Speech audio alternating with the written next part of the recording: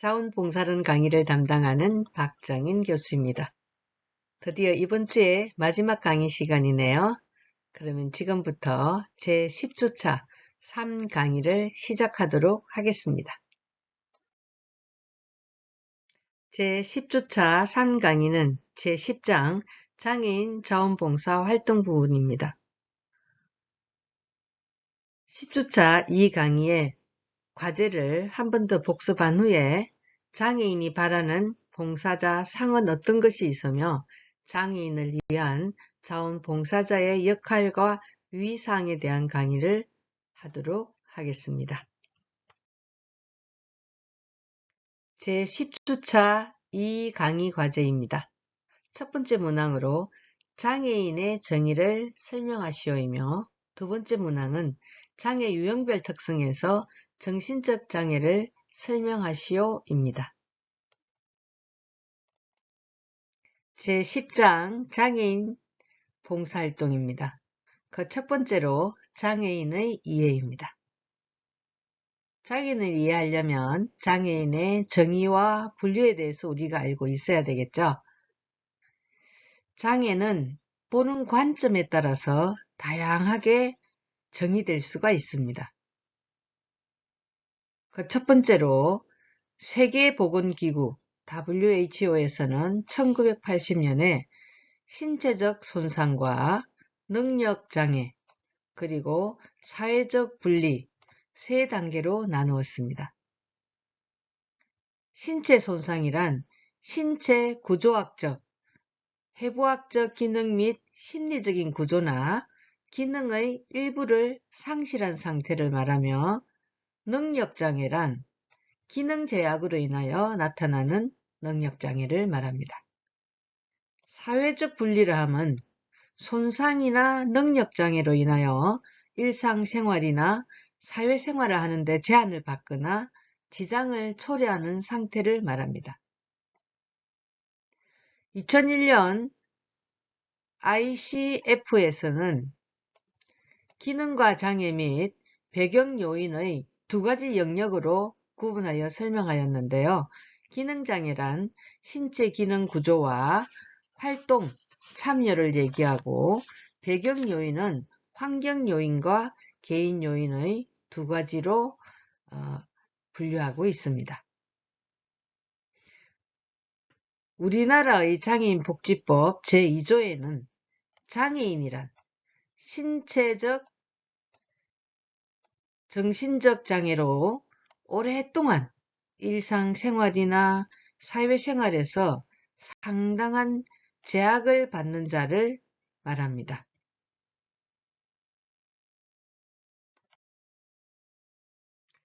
장애 유형별 특성에서 정신적 장애입니다.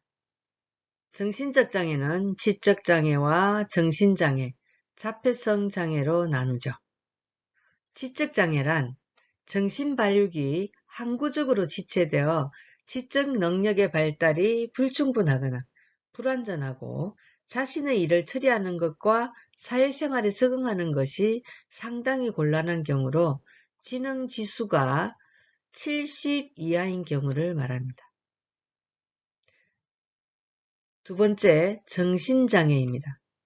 정신장애는 지속적인 양극성 정동장애와 조현병, 조현정동장애 및 재발성 우울장애에 따른 감정조절, 행동, 사고 기능 및 능력의 장애로 인하여 일상생활이나 사회생활에 상당한 제약을 받아 다른 사람의 도움이 필요한 경우가 정신장애입니다. 세 번째로 자폐성 장애입니다. 자폐성 장애는 소화기 자폐증, 비전형적 자폐증에 따른 언어, 신체 표현, 자기 조절, 사회 적응 기능 및 능력의 장애로 인하여 일상생활이나 사회생활에 상당한 제약을 받아 다른 사람의 도움이 필요한 경우를 말합니다. 제10장 장애인 자원봉사 활동에서 세 번째로 장애인이 바라는 봉사자 상입니다. 장애인들도 어떤 분들이 와서 자기를 도와줄 것인지 바라는 부분이 있겠죠. 그거를 연구한 결과 첫째, 나에게 관심을 갖는 사람. 둘째, 장애인에 대해 어느 정도 경험이 있는 사람. 셋째, 너무 아는 척하지 않는 사람. 넷째, 조급해하지 않는 사람. 여섯째, 다정하고 편안하게 해주는 사람입니다. 첫째, 나에게 관심을 갖는 사람이란 처음으로 장애인을 만나는 사람들은 우선 장애 자체에만 관심을 갖겠죠. 그래서 얼마나 불편하냐, 학교는 다녀보았냐나 라는 질문을 하면서 동정어린 호기심을 나타냅니다. 아는 사람에게는 관심이 없고 그가 입고 있는 옷에만 호기심을 나타내는 것과 다를 바 없는 태도입니다. 참된 만남이란 마음과 마음끼리의 교류입니다. 장애인을 만나는 것은 한 사람, 어느 누구와 비교될 수 없는 독특한 개성과 만나는 것입니다. 따라서 나에게 관심을 갖는 사람은 동정 어린 호기심 대신 마음과 마음끼리의 교류가 필요하다는 것이죠. 두 번째, 장애인에 대해 어느 정도 경험이 있는 사람이 도와줬으면 하는 마음을 갖고 있습니다. 장애인들은 경험이 전혀 없는 봉사자를 꺼려합니다. 장애인을 별개의 사람으로 간주하는 사람, 배우지 못했거나 세상 물증이 어두우리라고 미리 판단해버리는 사람, 장애인 본인의 뜻은 묻지도 않고 다짜고짜 도우려는 사람, 어린아이 취급하려는 사람, 자선을 베푼다고 착각에 빠진 사람을 만나면 도움을 받는 처지이기에 직접 자원봉사자에게 말할 수는 없지만 장애인들은 난처하고 곤란한 상황이 되는 것입니다. 경험이 있는 봉사자는 장애를 대수롭지 않게 여기며 인격적인 사귐을 중시하겠죠. 세 번째, 너무 아는 척하지 않는 사람입니다. 장애인들이 꺼리는 사람들 중에는 경험이 많은 봉사자나 사회복지사, 장애 전문가들도 있을 수 있습니다. 이런 사람들의 풍부한 경험과 지식이 장애인을 불효화하여 개인적인 사귐을 가로막곤 하기 때문입니다. 개인에게 애증이 없는 지식이나 기술이 무슨 의미가 있겠습니까? 또 장애를 극복하고 인간 승리의 주인공이 되어야 한다고 요구하는 태도, 자신이 겪은 장애인이 마치 모든 장애인의 심리를 대변하는 것처럼 경험을 늘어놓는 봉사자들도 끓입니다. 따라서 풍부한 경험과 지식이 장애인을 불효화하여 개인적인 사귐을 가로막을 수 있기 때문에 장애인들은 너무 아는 척하는 사람을 싫어합니다. 네 번째, 조급해하지 않는 사람. 도와주는 일을 마치 숙제를 해치우려는 듯한 사람이 있습니다. 장애인이 진정으로 원하는 건 봉사자의 성한 몸이 아니라 서로 맞닿을 수 있는 마음입니다. 마음의 교감을 위해서는 우선 편안한 시간적 여유가 필요합니다. 만남의 목적보다 과정이 더 중요하지요. 봉사자가 조급해하면 장애인 또한 같이 불안해집니다. 다섯 번째로 다정하고 편안하게 해주는 사람을 바라고 있습니다. 장애인들은 도움을 받는 수동적인 입장이다 보니까 자원봉사자 쪽에서 먼저 친숙해 주기를 바랍니다. 장애인 쪽에서 넉살 좋게 먼저 말을 걸고 이것저것 요구하기란 좀처럼 쉽지 않겠죠. 그렇게 장애인들은 돕는 기술이 뛰어난 봉사자보다 다정하고 편안하게 해주는 사람을 더 좋아합니다. 따라서 자신을 존중해주고 자상하게 물어봐주는 사람이 다정한 사람, 편안함을 느끼는 때란 압도적이지 않고 자유로움을 누리는 상태라고 말할 수 있습니다. 따라서 장애인이 바라는 봉사자의 상은 나에게 관심을 갖는 사람, 장애인에 대해 어느 정도 경험이 있는 사람, 너무 아는 척하지 않는 사람, 조급해하지 않는 사람, 다정하고 편안하게 해주는 사람이 필요합니다. 제10장 장애인을 위한 자원봉사자의 역할과 유의사항에 관한 부분을 강의하도록 하겠습니다. 그 첫 번째로 자원봉사자의 역할과 자세입니다. 먼저 자원봉사자의 역할을 보면 첫 번째로 장애인에게는 진정한 친구가 필요한데 자원봉사자의 가장 큰 역할은 친구로서의 역할입니다. 두 번째, 자원봉사자는 장애인의 재활 프로그램에 참여하여 전문가의 지시에 따라 치료를 돕거나 교사의 요청에 따라 학습을 도울 수 있으며 자립훈련의 훈련자로서 활동하는 등 치료, 교육 등 재활의 조력자 역할을 할 수 있습니다. 세 번째로 자원봉사자는 장애인 문제에 대하여 지역사회에 관심을 갖고 알리고 해결을 촉진한 등 장애인의 대변자 역할을 할 수 있습니다.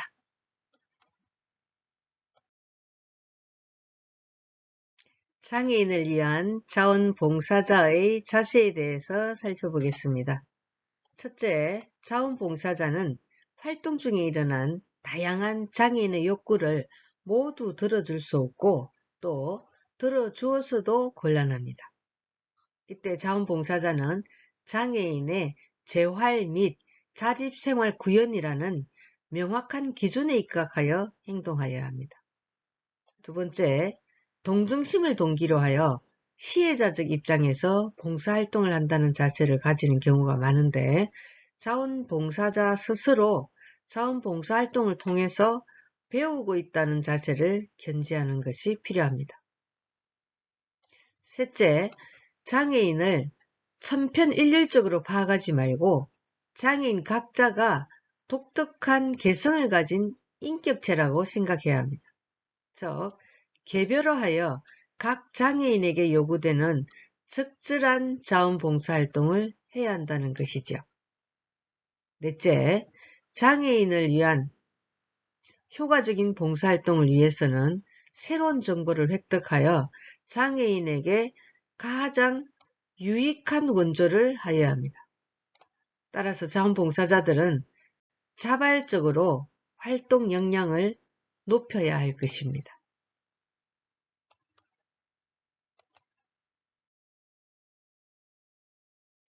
제10장 장애인 자원봉사활동에서 네 번째로 장애인을 위한 자원봉사자의 역할과 유의사항입니다. 유의사항에서 첫 번째로 첫 만남의 경우입니다.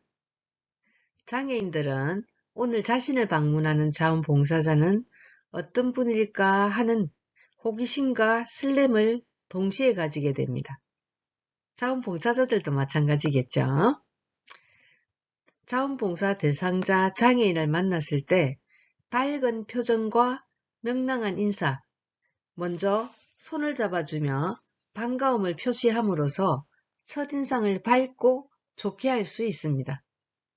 자원봉사자는 대상자를 한 인격체로 존중하며 지시적인 명령적 언어보다는 어떻게 도와드려야 할지 잘 모릅니다 라며 자신을 솔직히 드러내고 주저 말고 좀 가르쳐 주세요 라며 겸손하게 상대의 도움을 청하는 것이 중요합니다. 대상자와 함께 관심을 가질 수 있는 부담 없는 대화 소재를 찾아내는 것도 첫 만남을 잘 이끄는 방법이죠. 하지만 대상자에 대한 지나친 공손은 오히려 거리감을, 지나친 보살핌은 무관심과 마찬가지로 자존심에 상처를 줄 수 있다는 사실을 자원봉사자는 상기할 필요가 있습니다. 제10장 장애인 자원봉사활동에서 네 번째로 장애인을 위한 자원봉사자의 역할과 유의사항에서 두 번째 유의사항입니다. 자원봉사자와 외출할 경우에는 첫 번째로 외출 목적에 대한 문의가 필요합니다. 외출 목적에 따라 갖춰야 할 별도의 준비물이 있고 만나는 사람과 장소에 따라서 의상, 헤어스타일, 여성일 경우에 화장 등이 달라질 수 있으므로 반드시 외출 목적에 대하여 제일 먼저 알아보는 것이 중요합니다. 둘째, 외출 장소에 대해서 문의하는 것입니다. 장애인이 외출하고자 하는 장소가 건물일 경우 계단이나 엘리베이터의 유무, 주차시설과 화장실 상태 등에 대해 파악할 필요가 있습니다. 처음 방문하는 장소의 경우 가능하다면 자원봉사자가 미리 사전 답사를 하거나 그렇지 못할 경우에는 외출 장소를 미리 인터넷이나 전화로 확인해 두는 것이 필요합니다. 세 번째, 소요시간 계산입니다. 이동 경로, 교통 체증 정도, 볼일 소요시간 등을 미리 계산해서 외출 중에 식사 여부, 용변 조절, 경비 등에 대해 계획을 세워두면 시간과 체력을 낭비하지 않을 수가 있겠죠. 자원봉사자와 외출할 경우 네 번째로 준비용품 점검입니다. 장애인 각 개인에 따라서 준비해야 할 용품이 다를 수 있겠죠. 반드시 장애인 본인에게 물어보며 함께 체크해야 됩니다. 다섯 번째로 휠체어 점검 상태입니다. 휠체어 타이어의 공기압, 손잡이 덮개의 마모 상태, 주요 나사의 조임 상태, 브레이크 상태, 청결 상태, 무릎 담요, 휠체어의 차량 이동 가능 여부 등을 미리 체크해 두는 것이 중요합니다. 여섯 번째로 상비약 준비입니다.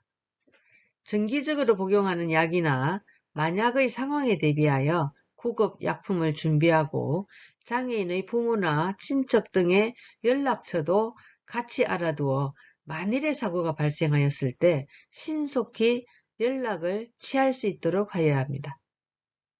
일곱 번째, 외모에 대한 배려입니다. 장애인은 외모에 대해 보다 많은 정성을 기울일 필요가 있습니다. 특히 장애인이 휠체어나 차에 옮겨 탈 때 머리가 엉클어지거나 하는 경우를 미리 대비하여 빗을 준비하는 것도 필요합니다. 유의사항에서 세 번째로 여성장애인과 외출할 경우입니다. 여성장애인의 경우 남성장애인보다 더욱 외모에 민감할 수 있으므로 자원봉사자와 함께 세심하고 정성스러운 준비를 할 필요가 있습니다. 자원봉사자가 같은 여성이라면 두말할 것도 없지만 남성이라도 요령있고 민망스럽지 않게 배려하여야 합니다. 첫 번째로 옷 선택, 두 번째 옷 입기 도움, 세 번째 옷 매무새 다듬기, 네 번째 화장, 다섯 번째 신발과 양말 신기, 여섯 번째 외출 시 준비용품으로 살펴보도록 하겠습니다. 첫 번째 옷 선택인데요. 다리에 장애가 있는 여성이라고 해서 반드시 바지를 입어야 한다는 법이 없습니다.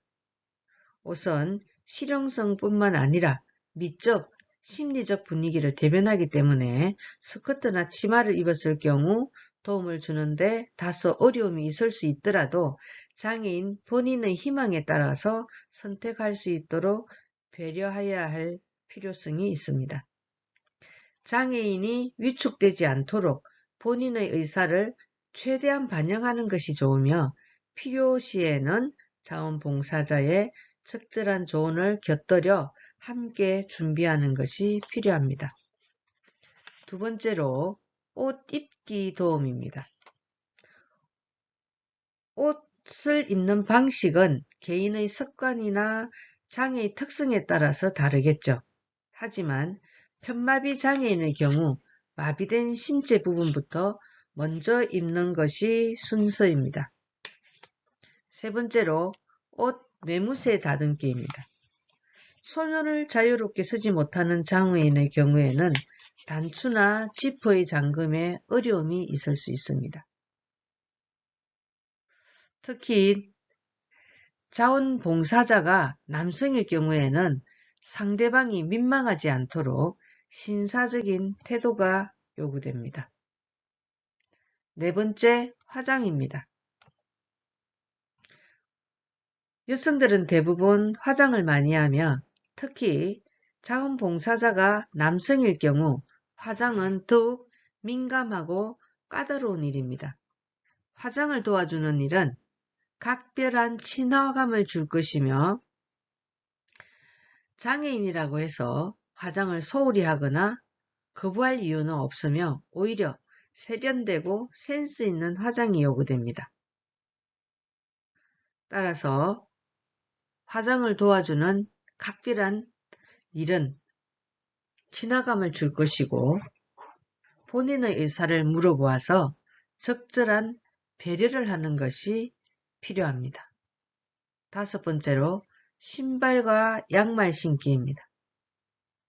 자원봉사자들은 걷지 못하는 장애인에게 신발이 무슨 소용이 있을까 하는 의문을 가지기 쉬우나 그렇지 않습니다. 신발은 의상 갖추기의 일부분이며 양말도 삐뚤어지지 않도록 바로 잡아주는 것이 필요합니다. 여섯 번째, 외출 시 준비용품입니다. 여성이 외출을 위해 준비하는 용품은 종류도 많고 개인에 따라서 품목이 다릅니다. 때문에 하나하나 확인해 주는 것이 좋습니다. 지갑은 가급적 본인이 손에 들도록 하고 갖가지 용품을 담은 손가방은 휠체어 등받이 주머니에 넣어서 보관하는 것이 좋습니다. 장애인을 위한 자원봉사자의 유의사항에서 네 번째로 장애인과 대화 시입니다. 첫째, 장애인에 대해 대화할 경우에는 자원봉사자들이 너무 어려워하거나 말을 얼버무리면 도리어 거리감을 느끼겠죠. 장애에 대해서 너무 꼬치꼬치 캐묻거나 신상에 대해 너무 오랜 시간 화제로 삼지 않는다면 어느 정도의 관심 표명은 자연스러운 일이라고 볼 수 있습니다. 두 번째로 마주보고 대화할 경우입니다.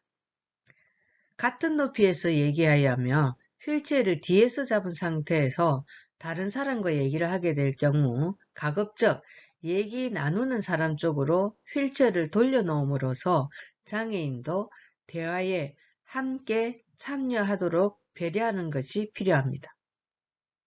세 번째, 어느 장애인과 대화할 경우 자원봉사자가 장애인의 말을 알아듣지 못했을 경우에는 이해할 때까지 몇 번이고 되물어야 합니다. 어느 장애인은 반복해서 되묻는 일을 귀찮아하지 않는다고 합니다. 도저히 알아듣지 못할 경우에는 필기구를 사용하거나 제스처 등을 통해서 상대의 의사를 알아차리도록 노력하는 것이 필요합니다. 다섯 번째로 모임에서 장애인 좌석 배치의 경우입니다. 여러 장애인들이 함께 참석하는 모임이나 행사장의 경우 장애인끼리 모여 앉게하는 것은 바람직하지 않습니다. 모양새도 그렇거니와 대화를 다양하게 조성하고 신속하고 개별적인 도움을 제공하는 점에서도 불편하겠죠. 흔히 행사장에 배열된 의자 앞에 휠체어를 두고 봉사자는 뒤쪽 의자에 앉는 경우가 있는데 이렇게 되면 장애인은 따로 떨어진 모습이 되고 봉사자와 이야기를 나누기 어려워집니다. 따라서 장애인에 대한 좌석 배치는 각별히 유념해야 하는데요. 사각형 테이블인 경우 참석자들을 한눈에 볼 수 있는 위치에 배치하는 것이 바람직합니다. 장애인을 위한 자원봉사자의 유의사항에서 여섯 번째로 식사할 경우입니다. 첫 번째로 좌석 배치인데요. 휠체어가 넓은 테이블과 통로 옆에 드나들기에 용이한 자리를 선정해 주는 것이 좋습니다. 가급적 출입문이나 화장실에서 멀지 않은 벽 쪽이 좋고, 가능하면 테이블의 다리 옆에 휠체어를 붙여주는 것이 좋습니다. 식사할 경우 두 번째로 식사 지원입니다. 먼저 장애인이 손을 사용하기 어려워 자원봉사자가 옆에서 음식을 먹여줘야 할 경우 자원봉사자의 입장에서 먹고 싶은 반찬을 고르는 경향이 있으나, 그렇게 하기보다는 장애인의 의사를 물어보는 것이 좋습니다. 뷔페의 경우 음식을 가져다 주지 말고 본인이 스스로 고르게 도와주며, 상황에 따라 요구하는 음식이 무엇인가 물어 조금씩 가져다 줄 수도 있습니다. 둘째, 손을 사용할 수 있는 장애인의 경우에 본인의 기호를 물어 가까운 위치로 옮겨주거나 들어주는 것도 필요합니다. 그러나 다른 사람을 무시하고 장애인의 식탁에만 음식을 모아 놓으면 장애인 또한 식사가 불편하고 거북스럽게 되겠죠. 입을 크게 벌리지 못하는 장애인의 경우는 작은 숟가락을 준비해 주거나 미리 음식을 먹을 수 있는 크기로 작게 잘라주는 배려심이 필요합니다. 식사 지원에서 세 번째로, 경우에 따라서는 식사 시간을 오래 필요로 하는 장애인도 있을 수 있겠죠. 불편하지 않도록 보조를 맞추어 함께 식사를 마치도록 하는 것이 좋습니다.